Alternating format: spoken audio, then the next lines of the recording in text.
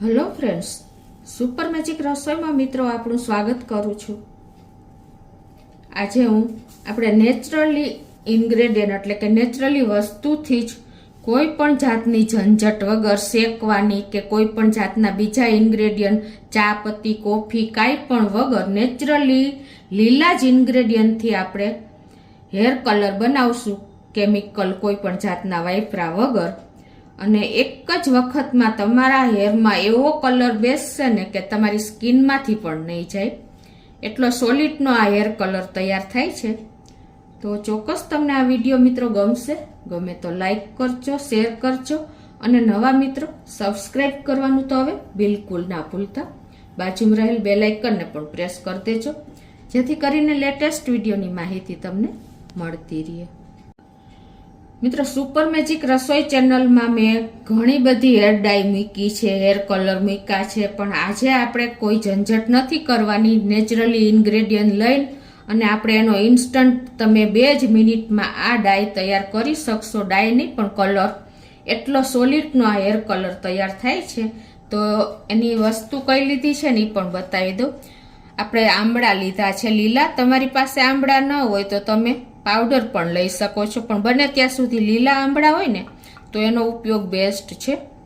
અને આપણે લીલો લીમડો, મીઠો લીમડો જે આપણે રસોઈમાં વાપરીએ છીએ એ લીલો લીમડોના પત્તા લીધા છે। આ એક વાટકી છે બધું। અને આપણે જે સૂકી ડુંગળીની ઉપરની પત્તી હોય ને એ લીધી છે મેં, એ પણ 1 વાટકી એટલે કે 1 મુઠ્ઠી જેવી થાય। અને 1 થી 2 ચમચી જેવી આપણે સૂકી મેથી દાણા લેશું, જે આપણે રસોઈમાં વાપરીએ છીએ।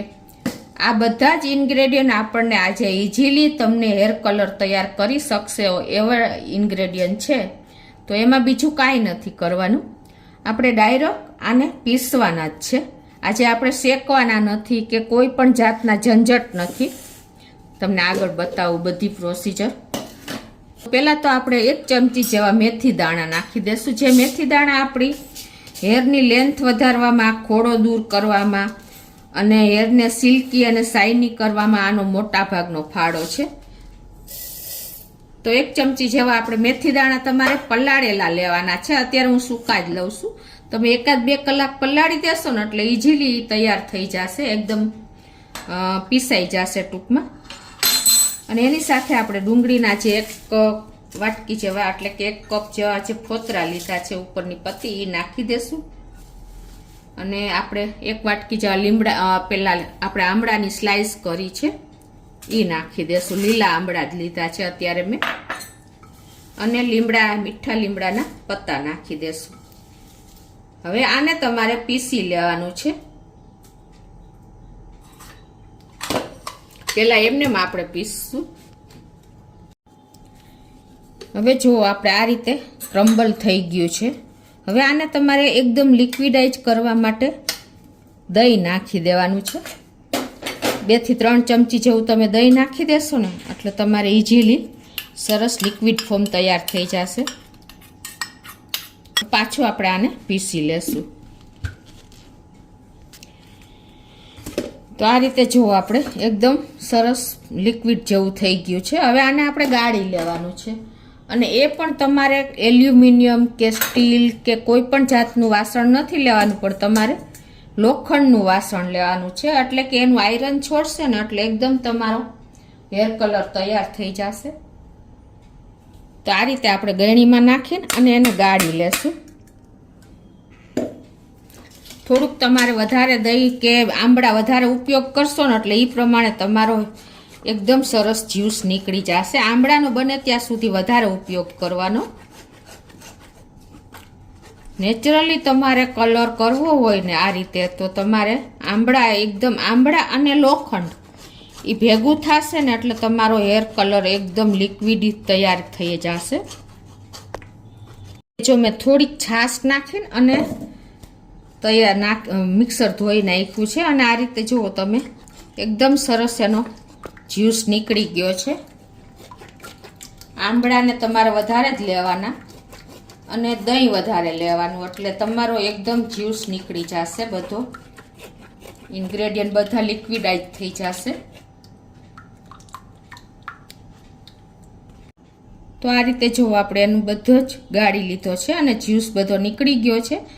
હવે આગળ તમારે શું કરવાનું છે કે જે આપણે આ કલર જો એકદમ આપણો લિક્વિડ તૈયાર થઈ ગયું છે.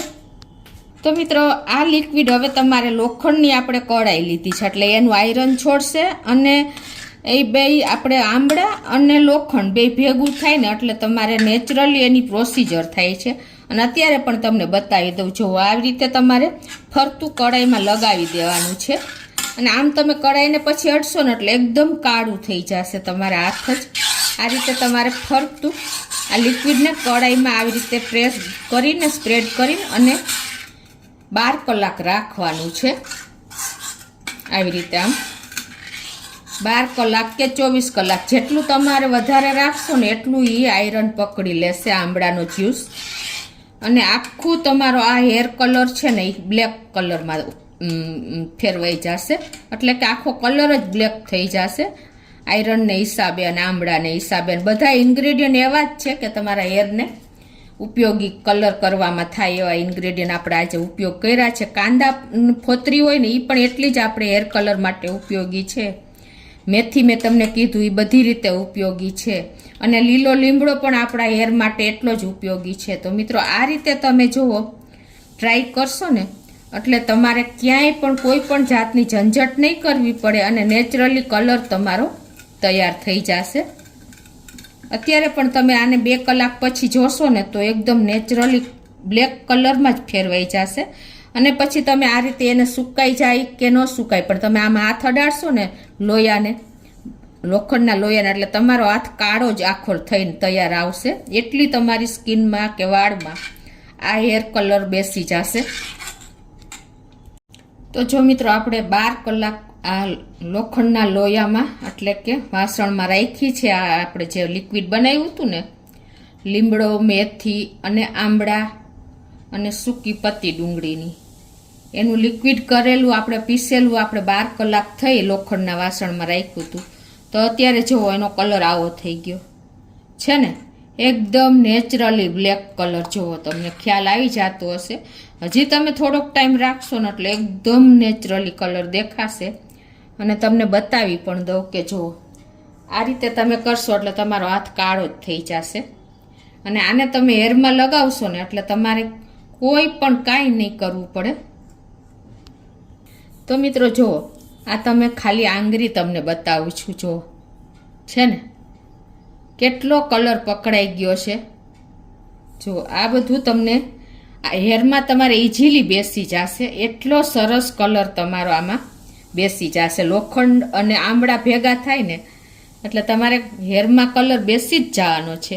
તમે અઠવાડિયે કે મહિનામાં 2 વખત તમે આ ટ્રાય કરશો ને મિત્રો એટલે તમારી નેચરલી હેર કલર કોઈ પણ જાતના કેમિકલ વગર તમે હેરમાં લગાવશો એટલે ક્યારેય તમારા હેરમાંથી નેચરલી ધીમે ધીમે તમારા હેર સિલ્કી પણ થશે, ગ્રોથ પણ થશે. ખોડો હશે તો એ પણ રિમૂવ થઈ જશે અને બધી રીતે તમને આ હેર કલર ઉપયોગી થશે. આંબળાને હિસાબે તમારા હેર એટલા સોફ્ટી થઈ જશે ને કે તમે વિચાર કરતા થશો. એટલું આપણે આંબળા માટે હેર કલર ઉપયોગી છે મિત્રો. તો એક વખત તો તમે આ ટ્રાય કરજો જ, કેમ કે આ બધી વસ્તુ આપણા ઘરમાં જ અવેલેબલ હોય છે.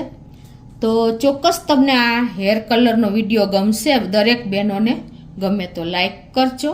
અને આટલી મહેનત પછી મિત્રો નવા મિત્રો આવ્યા એ સબસ્ક્રાઈબ કરવાનું તો બિલકુલ ના ભૂલતા. અને એન્ડ સુધી તમે આ વિડીયો સાથે જોડાયેલા રહ્યા છો એ બદલ ખૂબ ખૂબ તમારો આભાર.